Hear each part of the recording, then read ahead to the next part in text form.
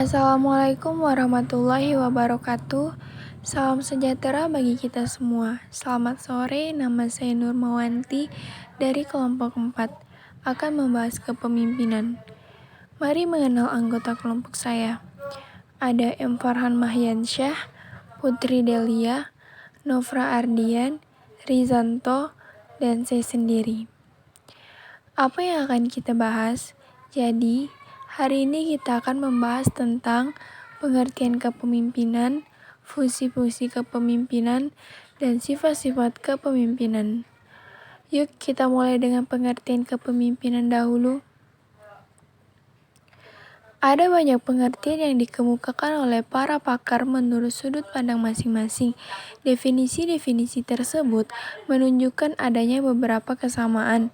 Dalam bahasa Indonesia, pemimpin sering disebut penghulu, pembuka, pelapor, pembina, panutan, pembimbing, pengurus, penggerak, ketua, kepala, penuntun, raja, tua-tua, dan sebagainya. Sedangkan menurut istilah, pemimpin adalah orang yang mempunyai wewenang dalam mengambil keputusan suatu organisasi. Kepemimpinan menurut para ahli, menurut Terry Hoyt dalam Kartono tahun 2003, pengertian kepemimpinan yaitu kegiatan atau seni mempengaruhi orang lain agar mau bekerja sama yang didasarkan pada kemampuan orang tersebut untuk membimbing orang lain dalam mencapai tujuan yang diinginkan kelompok. Menurut Hikmat tahun 2009, halaman 249, kepemimpinan adalah proses pelaksanaan tugas dan kewajiban individu.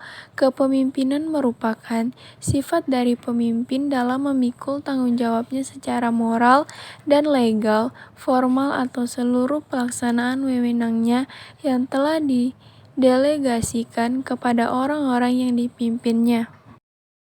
Owen dalam Sudarmiani tahun 2009 halaman 33 menyimpulkan kepemimpinan sebagai fungsi kelompok non-individu terjadi dalam interaksi dua orang atau lebih, di mana seseorang menggerakkan yang lain untuk berpikir dan berbuat sesuai yang diinginkan.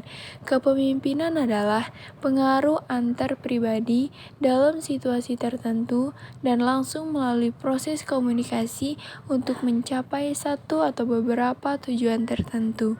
Tannebaum, Wessler, and Nasarik tahun 1961 halaman 24. Kepemimpinan adalah sikap pribadi yang memimpin pelaksanaan aktivitas untuk mencapai tujuan yang diinginkan. Serit Gold, Hemhill and Cons tahun 1957 halaman 7.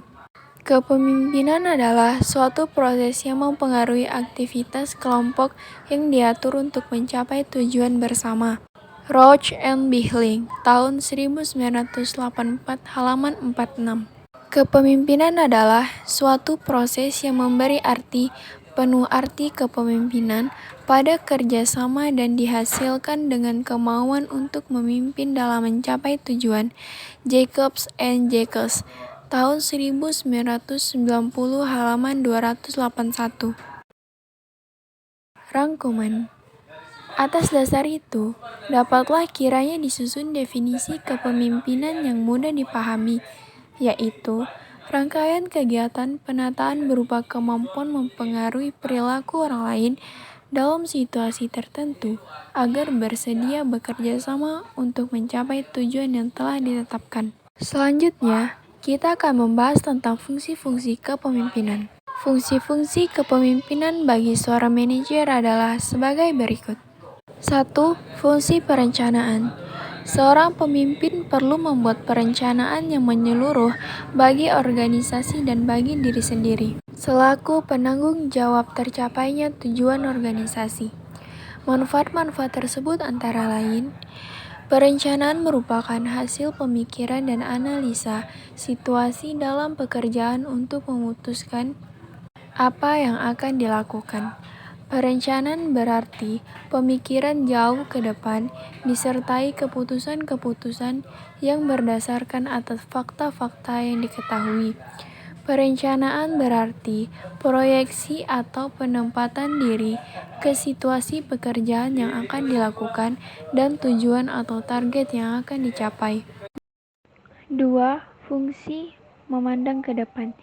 Seorang pemimpin yang senantiasa memandang ke depan berarti akan mampu mendorong apa yang akan terjadi serta selalu waspada terhadap kemungkinan. Hal ini memberikan jaminan bahwa jalannya proses pekerjaan ke arah yang dituju akan dapat berlangsung terus-menerus tanpa mengalami hambatan dan penyimpangan yang merugikan. Oleh sebab, seorang pemimpin harus peka terhadap perkembangan situasi, baik di dalam maupun di luar organisasi, sehingga mampu mendeteksi hambatan-hambatan yang muncul, baik yang kecil maupun yang besar. Fungsi pengembangan loyalitas. Pengembangan kesetiaan ini tidak saja di antara pengikut, tetapi juga untuk para pemimpin tingkat rendah dan menengah dalam organisasi. Untuk mencapai kesetiaan ini, seseorang pemimpin sendiri harus memberi teladan baik dalam pemikiran, kata-kata, maupun tingkah laku sehari-hari, yang menunjukkan kepada anak buahnya, pemimpin sendiri tidak pernah mengingkari dan menyeleweng dari loyalitas. Segala sesuatu tidak akan dapat berjalan sebagaimana mestinya. 4. Fungsi pengawasan. Fungsi pengawasan merupakan fungsi pemimpin untuk senantiasa melatih kemampuan pelaksanaan rencana. Dengan adanya pengawasan, maka hambatan-hambatan dapat segera diketemukan dan dipecahkan. Nah, untuk pembahasan terakhir, kita akan membahas tentang sifat-sifat kepemimpinan. 1. Bijaksana dalam kepemimpinannya. Pemimpin mampu bersifat bijaksana ketika ada masalah yang harus diputuskan. Misalnya, pemecatan anggota yang kinerjanya tidak sesuai dengan yang diharapkan, maupun tidak selaras dengan tujuan yang diinginkan bersama. 2. Bersifat setia dengan hati yang tulus, ikhlas dengan misi yang ingin dicapai bersama.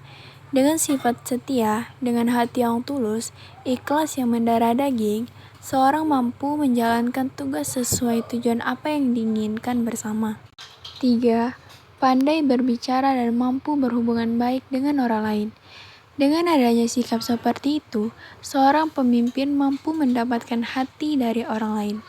Maksudnya, mendapatkan kepercayaan oleh orang lain guna mencapai tujuan yang ingin dicapai bersama. 4. Selalu tampak gembira meskipun hati gundah gulana. Artinya, dalam kepemimpinan, seseorang pemimpin mampu menjembunyikan masalah-masalah yang belum terselesaikan ketika bertemu halayak ramai. 5. Mampu mau mendengarkan pendapat orang lain dalam bermusyawarah. Seorang pemimpin dengan senang hati mendengarkan secara seksama keluh kesah, saran, kritik, solusi, ataupun masalah dari anggota maupun masyarakat. Dengan seperti itu, akan lebih banyak solusi-solusi yang didapatkan dari masalah-masalah yang dibahas. 6. Selalu mengerjakan yang baik dan membuang yang buruk.